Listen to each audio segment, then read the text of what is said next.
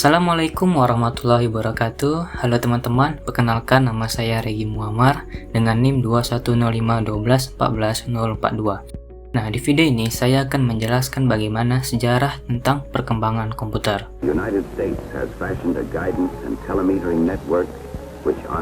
Sebagian besar kegiatan yang dilakukan manusia di era modern ini dilakukan menggunakan komputer. Terlebih di saat pandemi seperti ini, di mana seluruh aktivitas bertransformasi menjadi serba online. Perangkat komputer yang awalnya ditujukan hanya sebagai sarana penunjang pekerjaan, kini sudah menjadi suatu kebutuhan yang wajib dimiliki oleh masyarakat umum.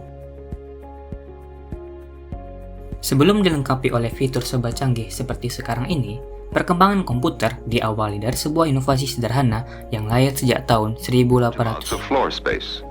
Again, large users began asking for a new technology to process large volumes of transactions. Sebelum itu, kita bahas tentang perkembangan komputer. Kita bahas dulu tentang pengertian komputer. Pada awalnya, istilah komputer merupakan julukan seseorang yang ahli di bidang aritmatika, baik menggunakan alat hitung ataupun tidak. Nah, barulah pada tahun 1897, komputer adalah perangkat mesin yang digunakan sebagai alat hitung. Hal tersebut terus mengalami pergeseran hingga sekarang komputer dimaknai sebagai seperangkat elektronik yang terdiri dari beberapa komponen. Menurut Blismer, tahun 1985, komputer adalah suatu alat elektronik yang mampu melakukan beberapa tugas, yaitu menerima input, memproses input sesuai dengan instruksi yang diberikan, menyimpan perintah-perintah, dan hasil pengolahannya, serta menyediakan output dalam bentuk informasi. Nah, berikut ini adalah awal penemuan komputer. Komputer mulai ditemukan pertama kali oleh Charles Babbage yang merupakan seorang ahli matematika asal Inggris pada tahun 1822. Babbage yang juga disebut sebagai bapak komputer, awalnya ingin membuat sebuah mesin hitung yang dapat menghitung tabel angka dengan menggunakan tenaga uap. Hingga kemudian, jadilah mesin hitung tersebut yang diberi nama Difference Engine Zero. Mesin tersebut memiliki bentuk yang jauh berbeda dari model komputer saat ini. Akan tetapi digadang-gadang sebagai komputer pertama di dunia karena prinsip kerjanya mirip dengan komputer yang kita temui saat ini.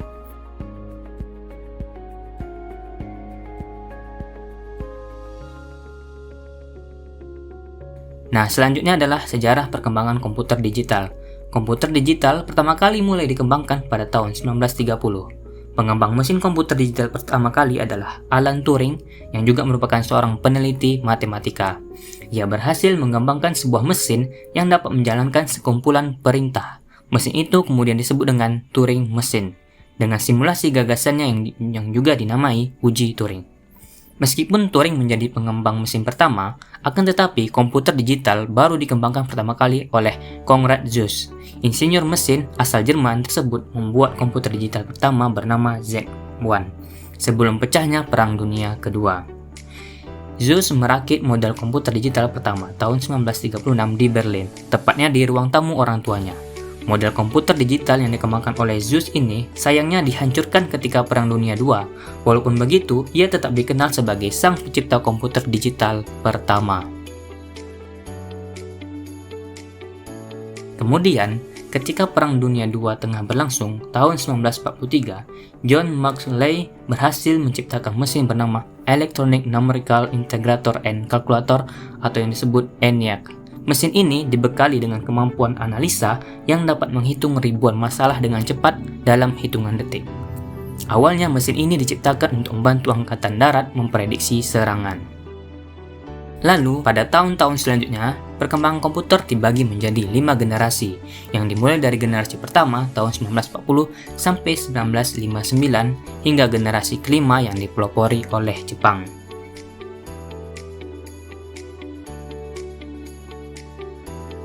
Nah, langsung saja kita masuk pada generasi pertama, yaitu pada tahun 1940 sampai tahun 1959.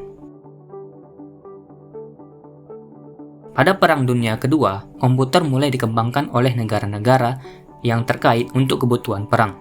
Jerman adalah negara pelopor yang berpengaruh dalam perkembangan komputer tersebut, melalui salah satu insinyurnya yang bernama Konrad Zuse. Pada tahun 1941, Jerman berhasil menciptakan sebuah komputer bernama Z3 yang berfungsi untuk merancang pesawat terbang dan peluru kendali. Tidak ingin kalah dengan rivalnya, Sekutu Inggris pada tahun 1943 juga berhasil membuat komputer yang dibuat khusus untuk bisa memecahkan kode rahasia yang digunakan Jerman. Komputer ini diberi nama Colossus. Baru kemudian pada tahun 1946, seorang ilmuwan Amerika Serikat berhasil membuat komputer yang bisa digunakan untuk semua hal serbaguna yang diberi nama ENIAC atau Electronic Numerical Integrator and Computer.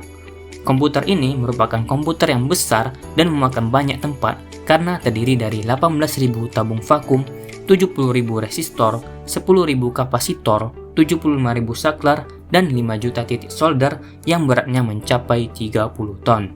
Komputer ENIAC inilah yang disebut sebagai komputer generasi pertama, yang mana pada waktu itu membutuhkan sekitar $1 juta hanya untuk mendapatkannya. Ciri-cirinya yaitu sebagai berikut. Yang pertama, proses kurang cepat. Yang kedua, daya simpannya kecil. Yang ketiga, suhunya cepat panas sehingga membutuhkan sebuah pendingin. Lalu, ukuran hardware yang sangat besar sehingga membutuhkan ruangan yang luas.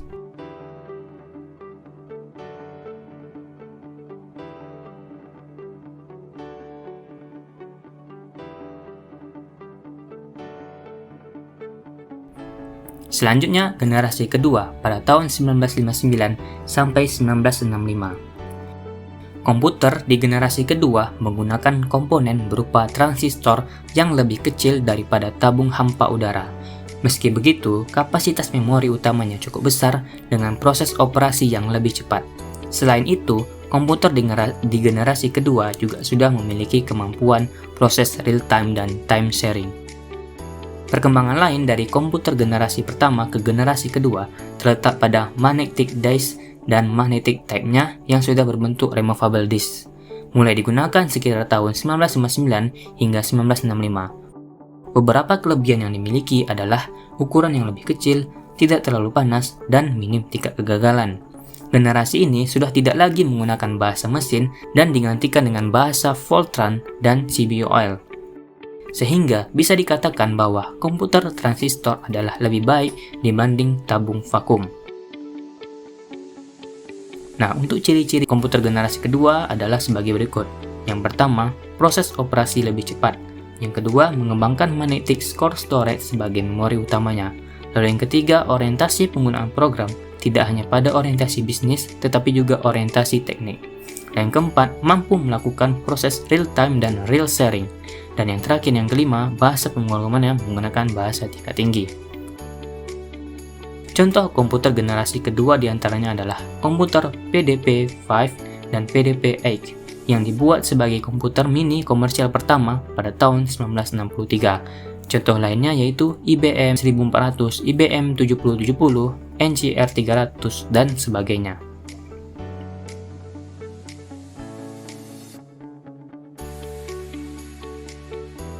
Komputer generasi ketiga pada tahun 1965 sampai 1970. Walaupun transistor dalam banyak hal mengungguli tube vakum, namun transistor menghasilkan panas yang cukup besar yang dapat berpotensi merusak bagian-bagian internal komputer. Jack Kilby, seorang insinyur di Texas Instruments, mengembangkan sirkuit terpadu pada tahun 1958. IC atau Integrated Circuit mengkombinasikan tiga komponen elektronik dalam sebuah piringan silikon kecil yang terbuat dari pasir kuarsa.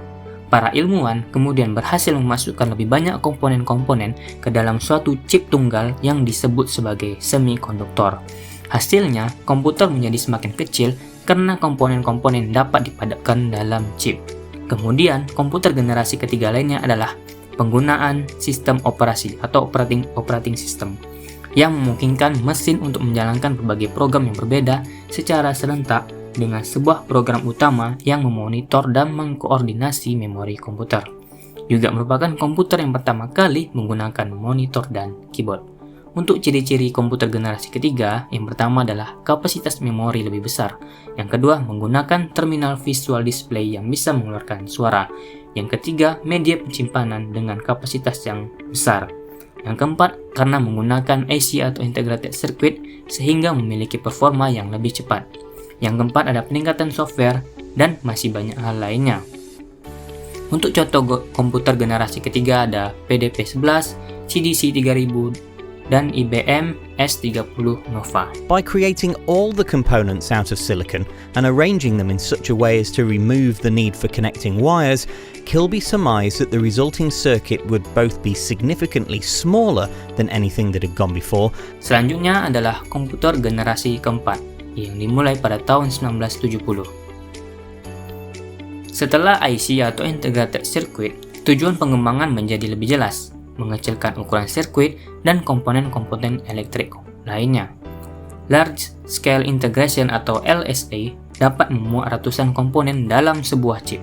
Pada tahun 1980-an, Very Large Scale Integration atau VLSI membuat ribuan komponen dalam sebuah chip tunggal.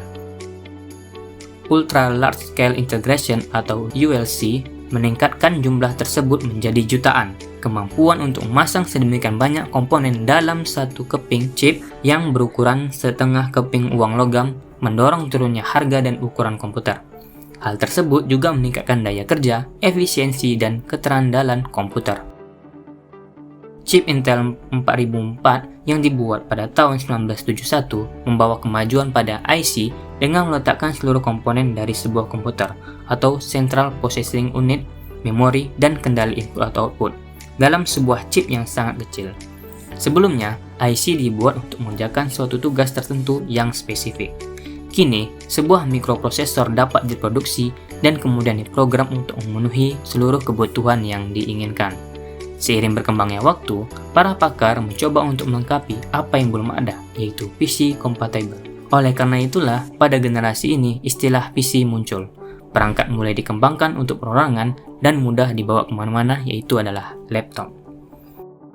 Nah, untuk contoh komputer yang telah menggunakan chip mikroprosesor adalah komputer IBM 370. Sedangkan mulai tahun 1981, banyak komputer yang sudah menggunakan MOS dan sistem Windows.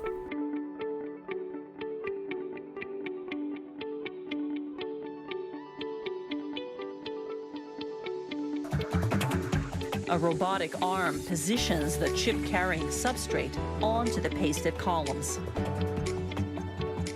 The result is a microchip with 1,000 connections. Lalu yang terakhir adalah generasi kelima. Komputer generasi kelima dipelopori oleh negara Jepang, telah menggunakan Very Large Scale Integration dan Artificial Intelligence supaya komputer dapat menyelesaikan masalahnya sendiri. Yang terbaru dari pengembang komputer adalah munculnya teknologi yang bernama AI tadi, yang memiliki kecerdasan buatan sehingga dapat melakukan input dengan lebih baik. Bahkan dengan teknologi ini, kita dapat menginput bahasa yang digunakan sehari-hari, menyelesaikan keadaan, dan mempelajari lingkungan sekitar. Banyak developer yang saat ini sudah mulai menggunakannya, yang disebut sebagai komputer masa depan. Dikembangkannya Intel dan Microsoft yang diprakarsai oleh Bill Gates yang merupakan pionir dari standar hardware dan software di seluruh dunia. Ditandai dengan munculnya smartphone, tablet, netbook, dan masih banyak lagi yang lainnya. Juga LSI, yaitu Large Scale Integration yang memadatkan ribuan mikroprosesor. Yang paling terbaru adalah Pentium 4 yang dikeluarkan oleh Intel Corporation. Walaupun komputer generasi ini memiliki bentuk yang kecil dan sederhana, tetapi memiliki kecepatan dan kecanggihan yang tidak perlu diragukan lagi. Selain itu, komputer pada generasi ini juga mempunyai jutaan warna dengan resolusi yang sangat tajam. Lalu, perkembangan teknologi komputer generasi kelima juga memungkinkan untuk dibuat jenis komputer portable alias laptop.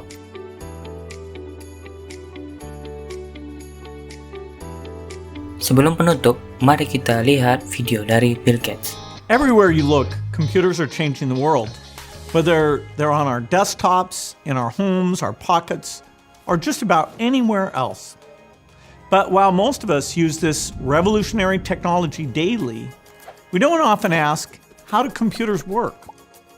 In this series, you're going to learn how computers really work, starting with what makes a computer a computer. Then you'll look at how information is represented inside the computer using tiny electrical signals going on and off at mind-boggling speeds. After that, you'll learn how computers use circuits to do everything from simple math to simulating entire virtual worlds. Next, you'll zoom out and look at the different parts of a computer that actually input, output, and store all that information. Finally, you'll take a look at what code actually is and how software controls hardware. So whether you're just curious about the devices you use every day or you want to design the innovations of the future, the first step is learning how computers work. Nah, itulah penjelasan mengenai sejarah perkembangan komputer di dunia. Dari informasi ini, kita bisa ketahui bahwa komputer memiliki perkembangan yang cukup panjang hingga menjadi benda elektronik yang sangat penting sampai saat ini. Kehadiran komputer sendiri memang memberikan banyak kemudahan untuk menunjang berbagai aktivitas harian kita.